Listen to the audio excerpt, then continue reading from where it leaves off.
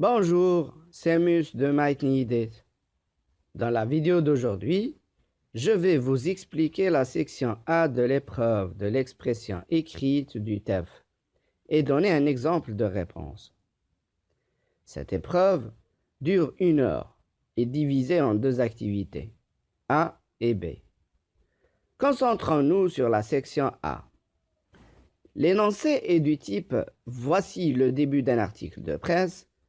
À vous de terminer l'article en ajoutant à la suite un texte de 80 mots minimum en faisant plusieurs paragraphes. Cet article est extrait de la rubrique Faits divers. Et comment écrire cette suite de 80 mots? Avant tout, il faut respecter la structure d'un article de presse fait divers. Mais qu'est-ce qu'un fait divers? Le fait divers est un texte de type narratif dont la fonction est de rapporter un événement inattendu. L'article doit répondre aux 5 questions, les 5 W. De qui s'agit-il? De quoi s'agit-il? Quand cela s'est-il passé? Où cela s'est-il passé? Pourquoi ou comment cela s'est-il passé? Aussi, il faut respecter l'ordre chronologique des faits, sauf si vous souhaitez mettre en évidence un fait en particulier. Vous pouvez utiliser un retour en arrière. Comme le texte est court, l'utilisation des synonymes est indispensable pour éviter la répétition.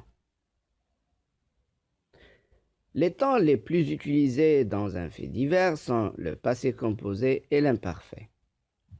Il y a une autre spécificité du fait divers, c'est l'utilisation de la forme passive. Revenons maintenant à notre texte. Il faut imaginer la suite et écrire des points. Puis, organisez vos idées en respectant la chronologie des événements. Et enfin, commencez la rédaction. Souvenez-vous, il y a un chrono. Pour cette section, ne dépassez pas 20 minutes. Passons maintenant à l'évaluation. L'évaluation est basée sur 2 axes. 1. Qualité et efficacité des textes produits. On vérifie, la consigne est-elle respectée? Le texte est-il cohérent? Les informations sont-elles précises?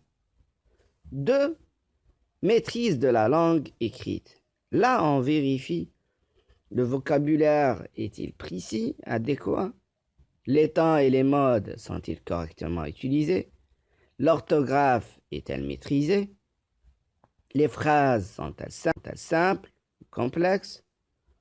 Enfin, je vous conseille de lire la rubrique Faits divers des journaux et essayer de réécrire ces articles en imaginant une autre tournure d'événements. Et maintenant, nous allons traiter un exemple très connu, mariage au sommet. Voici le début. Mes idées pour terminer cet article sont éruption du volcan, panique des invités, détermination des futurs mariés à accomplir le mariage, le calme du volcan, la célébration du mariage et enfin souhaiter bonne chance aux mariés. Je vais développer les 2 premiers points pour écrire le premier paragraphe. Ensuite, le 3e point pour le 2e paragraphe. Je vais utiliser le 4e, 5e point aussi pour le prochain paragraphe. Et enfin, le 6e point pour clôturer l'article. Nous verrons un autre exemple dans la prochaine vidéo.